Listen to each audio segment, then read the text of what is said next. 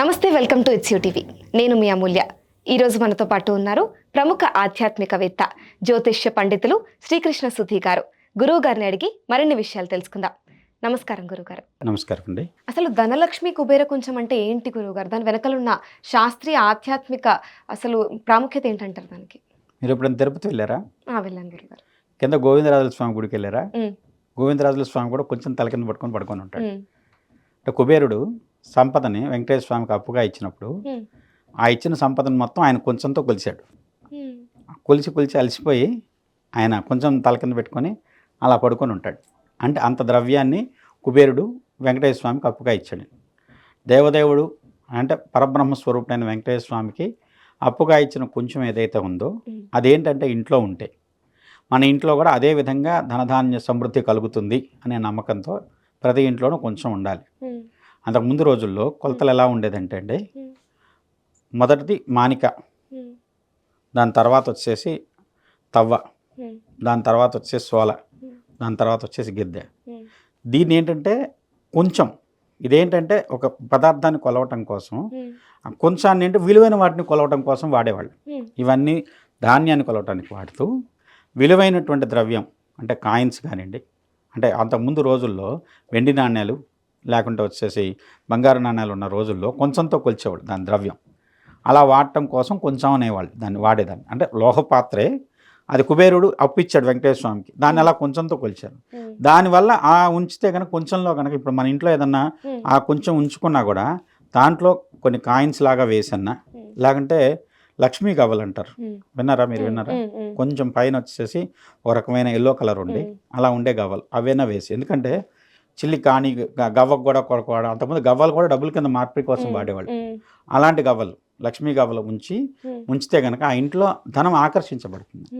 ఆ విధంగా వచ్చేసి కుబేరుడికి సంబంధించినటువంటి కొంచాన్ని ఇంట్లో ఉంచుకోవటం వల్ల కుబేరుడి దగ్గర అంతకీ తరగనటువంటి సంపదలు, నవనిధులు ఆధీనంలో ఉంటాయి. కాబట్టి అంటే కుబేరుడి దగ్గర ఎలా అయితే సంపద ఎంత అడిగినా ఇచ్చేంత సంపద ఉంటుంది ఆయన దగ్గర. కాబట్టి అలాంటి సంపద మన ఇంట్లో ఉండాలనే ఉద్దేశంతో కొంచాన్ని ఇంట్లో పెట్టుకోండి అంటాం. ఆ కుబేర కొంచాన్ని కనుక ఇంట్లో ఉంచుకున్నట్టయితే ధనం ఆకర్షించబడి ఇంట్లో వచ్చేసి ఐశ్వర్యం కలుగుతుందని నమ్మకంతో పెడతారు. అంటే ఐశ్వర్యానికి సంబంధించింది కాబట్టి దానికి ధనలక్ష్మి కుబేర కొంచెం అనే ఓకే. దాని అంటే ఇప్పుడు ప్రత్యేకంగా దాన్ని పూజా గదిలోనే ఉంచుతారు. పూజా గది కంటే కూడా ధనాగారంలో ఉంచితే మంచిది, డబ్బులు ఉండే చోట పెట్టుకుంటే మంచిది, ఖాళీగా ఉంచకూడదు. ఖచ్చితంగా ఏంటంటే కుబేర కొంచెం ఇంట్లో ఉంచడం విశేషం కాదండి. ఎప్పుడూ దాన్ని ఖాళీగా ఉండకుండా చూసుకోవడం మంచిది. దాని నిండా కనుక ఏవో ద్రవ్యం ఉంటే, మన ఇంట్లో ఇప్పుడు వాడుకునే కాయిన్స్ కానివ్వండి, లేదంటే వచ్చేసి వెండి బంగారు లాంటి లోహాలు కానివ్వండి, లేదంటే వచ్చేసి గవ్వలు, లక్ష్మీ గవ్వలు కానీ దాంట్లో వేసి ఉంచితే ధనాన్ని ఇంట్లోకి ఆకర్షిస్తుందని అలా ఉంచుకుంటే ధనాగారంలో ఉంటే కనుక ఎప్పుడూ కూడా ధనాగారం ఇంట్లో డబ్బు లేకుండా ఉండేటువంటి స్థితి రాకుండా లేమి అనేది ఆ ఇంట్లో ఉండదు. అలక్ష్మీ పరిహారం కోసం, లక్ష్మీదేవి ఇంటికి ఆకర్షించడం కోసం ధన రూపంలో కానివ్వండి, వస్తు రూపంలో కానీ ఆ విధమైనటువంటి కొంచాన్ని ధనాగారంలో ఉంచితే మంచి ధనలాభం కలుగుతుంది అనేది నమ్మకం. అంటే ఏదైనా ప్రత్యేక దిక్కులో లేదా స్థానంలో ఉంచుతారా గురువు గారు? ధనాగారం సహజంగా నైరుతిలో ఉంచాలి, అలా ఉంటే మంచిది. నైరుతిలో ఏది ఖాళీగా ఉండదు. నైరుతిలో ఉంచిన వస్తువు డబ్బులు పెట్టామండి, ఆ దాంట్లో ఎప్పుడూ ఎంతో కొంత డబ్బులు ఉండాలి తప్పితే ఖాళీగా ఉందనుకోండి అది ఆకర్షించలేదు. అందువల్ల ఏంటంటే దీంట్లో కూడా కొంచెంలో కూడా ఎంతో కొంత కాయిన్స్ అన్నా వేసి ఉంచండి, ఉంచితే దాని ద్వారా మీకు ధనలబ్ధి కలుగుతుంది. అంటే ఇప్పుడు కుబేర కొంచెం ప్రతిష్ఠించే ముందర ఏదైనా నియమాలను పాటించాలంటారు? ఒకటండి, ఇప్పుడు ఏదైనా సరే చేసే దాంట్లో నిజంగా అయితే ప్రతిదానికి ఒక విధానం ఉంది. కుబేరుడికి సంబంధించిన దాంట్లో కానివ్వండి, సహజంగా గురువారం కానీ లేదంటే శుక్రవారం కానీ ఆ కుబేర కొంచాన్ని వచ్చేసి మామూలుగా శుభ్రంగా కడిగి పసుపు రాసి బొట్లు పెట్టి దాన్ని ఒక రకంగా హారతి ఇచ్చి, హారతి అనేది ఎందుకు ఇస్తామంటే అండి, కర్పూరం నుంచి ఒక రకమైనటువంటి ఆక్సిజన్ కన్జంప్షన్ పెంచేటువంటి ఒక రకమైనటువంటి ఆక్సిటోషన్ లాంటివి రిలీజ్ అవుతుంది. తద్వారా ఏంటి ఆ ప్రాంతంలో ఆక్సిజన్ అట్రాక్ట్ అవుతుంది, మరి పాజిటివ్ ఎనర్జీని అట్రాక్ట్ చేస్తుంది. ఇప్పుడు దేవాలయానికి వెళ్తారు, హారతి ఇచ్చేది ఎందుకండి, ఆ స్వామి దగ్గర నుంచి వచ్చేటువంటి పాజిటివిటీ మనకి అది అందించబడాలనే ఉద్దేశంతో హారతి ఇస్తాం. ఆ విధమైనటువంటి హారతి ఏదైతే ఇచ్చేదో దీనికి కూడా ఇచ్చి దానికి ఒక రకమైనటువంటి కుబేర మంత్రంతో కానివ్వండి, మహాలక్ష్మి మంత్రంతో కానీ దాన్ని ఆవాహన చేస్తూ ఆ మంత్రం చెబుతూ దాంట్లో గవ్వలు వేసి ధనస్థానంలో పెట్టామనుకోండి ఆ ఇంట్లో అక్షయమైనటువంటి సంపదలు కలుగుతాయి. దీనికి దానం కూడా ఇస్తారా గురువుగారు? దానం కంటే దాంట్లో కొలిచిన దానం చేయటం మంచిది. అది దానం చేసేస్తే మనకు లేని వాళ్ళం అవుతాం. అందులో దాంతో కొలిచింది దానం చేయటం మంచిది. దాని ద్వారా దాంట్లోంచి ఏదైనా ధనాన్ని కొన్ని కాయిన్సో లేదంటే కొన్ని ద్రవ్యం ఏదైనా పెట్టి దాంతో పోసి ఆ కొలిచిన దానం కొంచెం దానం చేయటం మంచిది కాదు. వేరే వాళ్ళ ఇంటికి కూడా ఇవ్వద్దని చెప్తాడు.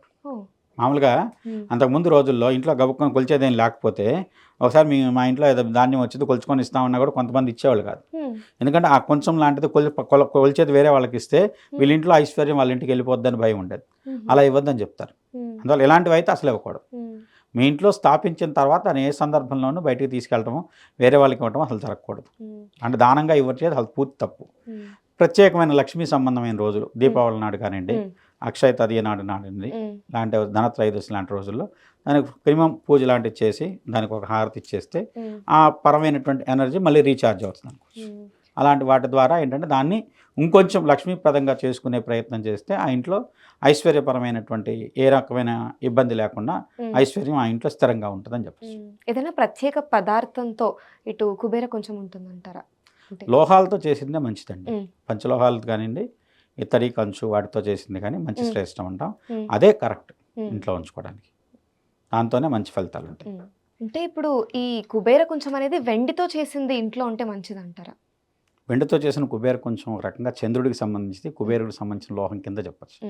బంగారం ఎంత విలువైన లోహం అయినా కూడా వెండికి ఒక ప్రత్యేకత ఉందండి. చంద్రుడు సహజంగా ఏంటంటే వెండి ఇలాంటి శ్వేతవర్ణ లోహాలతో చంద్రుడికి సంబంధించినటువంటి సంపదలు కానివ్వండి, చంద్రుడు అమృతకారకుడు అవుతాడు. అలానే కొన్ని చంద్రుడికి కుబేరుడికి చాలా సిమిలారిటీస్ ఉంటాయి. ఇద్దరూ శివుడికి అన్యోన్యమైన వాళ్ళే. అలానే ఇద్దరూ శివ సంబంధమైనటువంటి సంపదలని లేకుంటే శివ అనుగ్రహాన్ని మనకు అందించడం కోసం ఇప్పుడు మనకి శివ సంబంధమైన అనుగ్రహం కోసం పాలతో అభిషేకం చేసిన, వెండి పాత్రతో జలంతో అభిషేకం చేసిన శివ అనుగ్రహం కలుగుతుంది. శివుడు అంటే ఐశ్వర్యాన్ని అనుగ్రహించేవాడు. కాబట్టి ఏంటంటే ఐశ్వర్య ప్రదాత అయినటువంటి పరమేశ్వరుడి అనుగ్రహాన్ని అందించడం కోసం వెండి పాత్రలతో చేసినటువంటి కొంచాన్ని ఇంట్లో ఉంచినా కూడా మంచి ఐశ్వర్యం లేదంటే ఐశ్వర్యపరమైనటువంటి అనుకూలమైన శుభ ఫలితాలను త్వరగా ఆకర్షించడానికి దోహదకారం అవుతుందని చెప్పచ్చు. కాబట్టి వెండితో కొంచెం మీరు కనుక చేసి పెట్టుకోగలిగితే దాంట్లో ఖచ్చితంగా వచ్చేసి మీరు ఏదైనా డబ్బుల రూపంలో ధన రూపంలో కనుక ఉంచినట్లయితే అది మీకు తప్పనిసరిగా మంచి ఐశ్వర్యాన్ని ఇస్తుంది అంటారు. కాబట్టి లోహాల్లో శ్రేష్టంగా వెండితో చేసిన కొంచెం ఇంట్లో ఉంచుకోవచ్చు. అంటే ప్రధానంగా వెండిని వాడచ్చు, బంగారు దీన్ని కూడా పెట్టుకోవచ్చు. బంగారం కంటే వెండే శ్రేష్టం కొంచెం పరంగా కొలవడానికి. బంగారం ఇవాళ ఉన్న రోజుల్లో కొంచెం బంగారంతో చేయించడం అనేది కొంచెం చాలా ఎక్స్పెన్సివ్ అవుతుంది. చేయించలేని వాళ్ళు లేరు అని అన్నాను కానివ్వండి, దానికంటే వెండే శ్రేష్టం అని చెప్పాలి. వెండికంటే కుబేరుడికి కానివ్వండి, చంద్రుడికి కానివ్వండి వెండి చాలా ఇష్టమైన లోహం. తద్వారా ఏంటంటే వాళ్ళ అనుగ్రహం మనకు కలగడానికి కూడా ఉపయోగపడుతుంది. ఇప్పుడు చంద్రుడిని సహజంగా మీరు గమనిస్తే చాలా వరకు మంత్రాలతో కూడా సంబంధం ఉండదు చంద్రుడికి కుబేరుడికి. కాబట్టి ఏంటంటే మీకు కుబేరుడికి సంబంధించినటువంటి మనకు అనుగ్రహం కోసం వెండి లోహాన్ని వాడటం చాలా ఉత్తమం. కొన్ని చోట్ల అయితే మీకు ఉత్తర భారతదేశంలో కొన్ని ప్రత్యేకమైన ఆలయాల్లో కుబేరుణ్ణి వెండి లోహంతోనే అమ్ముతారు. అలానే ఉంచుకొని మంచిదని చెప్తారు, తెల్లటి లోహంతో. మీరు పుష్కర్ వెళ్తే పుష్కర్లో అక్కడ ప్రత్యేకంగా కుబేరుణ్ణి తెచ్చుకోవాలి అక్కడి నుంచి. ఆ పుష్కర క్షేత్రంలో కుబేరుడి విగ్రహాలు వెండితోనే ఎక్కువ అమ్ముతారు. అవి వెండితో అక్కడి నుంచి తెచ్చుకుంటే ఇంట్లో కుబేరుడు స్థిరమైన సంపదలు ఇస్తాడన్నాం. కుబేర కొంచెంతో పాటు ఇటు కుబేరుడి విగ్రహం కూడా పూజలో పెట్టుకుంటారు. ఇప్పుడు కుబేర వ్రతం చాలా మంది చేస్తున్నారు ఐశ్వర్యం కోసం. లక్ష్మీ కుబేర వ్రతం చేస్తున్నారు కదా. దాంట్లో కనుక ఈ కొంచాన్ని పూజలో ఉంచి కనుక చేసినట్లయితే దాన్ని నిండా నింపి కాయిన్స్ పెట్టి ఆ పూజలో ఉంచినట్లయితే ఆ ఇంట్లో తరగని ఐశ్వర్యం కలుగుతుందని చెప్తారు. చూసారు కదండి, అసలు ధనలక్ష్మి కుబేర కొంచెం గురించి దాని వెనక ఉన్న ప్రాముఖ్యత గురించి కూడా ఎంతో చక్కగా గురుగారు ఈరోజు చెప్పడం జరిగింది. అసలు ఎటువంటి స్థానంలో కుబేర కొంచెం ఉంచాలి, మరియు ఎటువంటి సమయాల్లో పూజ నిర్వహించాలి అనే దాని గురించి కూడా ఈరోజు మనం చాలా వివరంగా తెలుసుకుందాం. ధన్యవాదాలు గురుగారు. నమస్కారం.